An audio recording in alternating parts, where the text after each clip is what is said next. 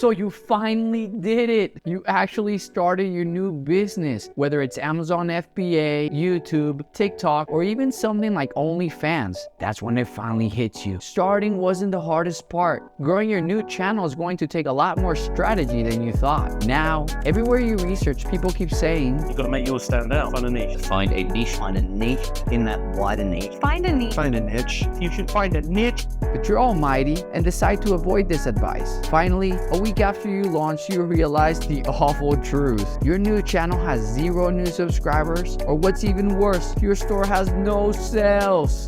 Hey there, my name's Luis, and on this channel, we talk about how to grow your online presence and start your path towards entrepreneurship. Let us begin by saying that niche, target audience, and ideal customer aren't the same thing. These concepts have distinct key elements that can help us generate a strategy to attract more views or generate more sales. If you're here watching this video, it's probably because you're considering starting a new project/business, or maybe you already started it and simply just want to make it grow. In any case, pull out a notepad and take notes along the way, because by actually putting these concepts to practice, you might better understand how to put a growth strategy in place. Now, let's head back into the studio to talk about a few important things to consider if you already launched your new channel or business. First, look at your current audience or customers. Are they the type of crowd you're trying to attract? This is important to understand what kind of message we're sending. It might be that your current audience is different from your ideal customer.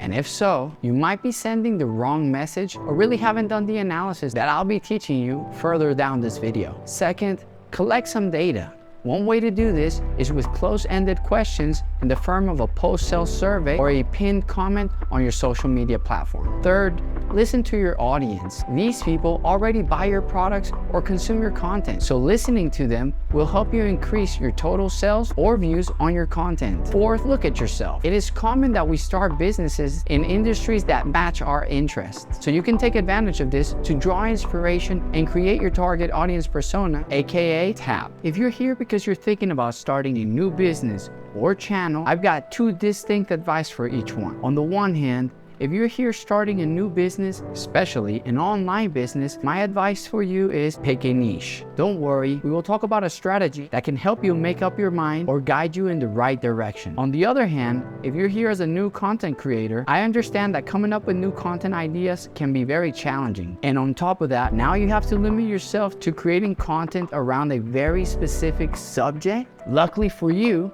in the beginning, you can bypass choosing your niche and just focus on identifying and serving your target audience. Let's take a second to remind you that if you're getting any value from this content, please give it a thumbs up. It will really help me out. Now, let's get back to the video. So we've talked about niche, target audience, ideal customer, and target audience persona or TAP. Now, let's take a look at each one of them in more detail. First, niche or niche, whatever you want to call it, can be defined as a specialized segment of a market for a specific product or service. Let me give you an example of a brand that managed to break into one of the most competitive markets, which is the sports apparel industry. We all know that this industry is dominated by giants such as Nike, Adidas, Puma, or Under Armour. Trying to break in a market with such competition can be intimidating, especially when you're competing with spokesmen like Messi, Cristiano Ronaldo, or Usain Bolt. But there's a brand that did it with a perfect marketing strategy.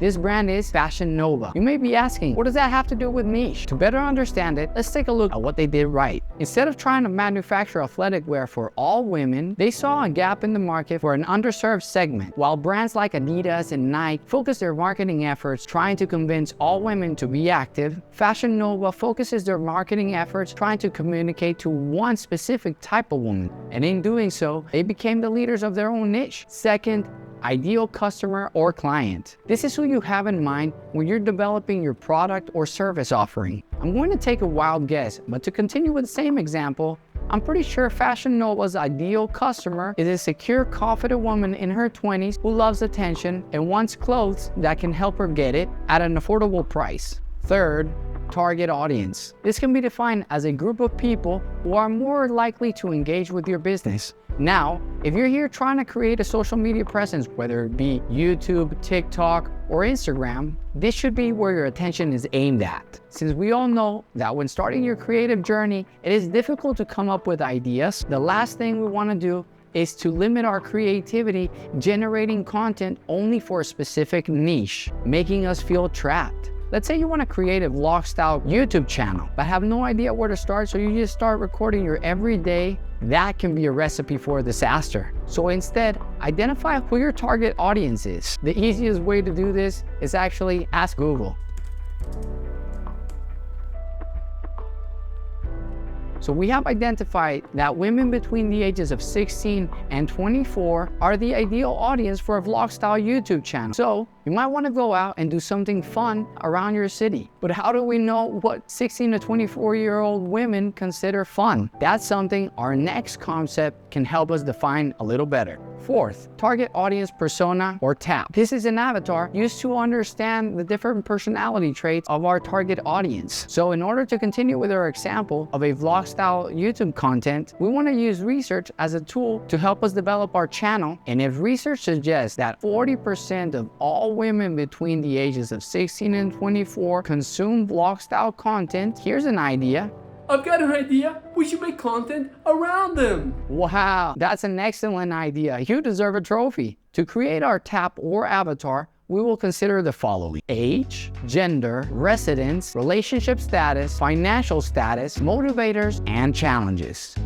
Now that we have created our avatars to help us better understand the target audience for our vlog style content, we identified that 40% of women between 16 and 24 consume this content, but decided to include Andre to provide some contrast and more information. We can see that all three come from very different backgrounds and income levels. What is important to identify here is what pattern we're able to find. By looking at their motivators, we're able to see that Carol loves hanging out with her friends, Andre likes to travel with his friends, and Jessica enjoys dining with her friends. So you might want to create content going to some of the best places your city has to offer to do fun activities with your friends.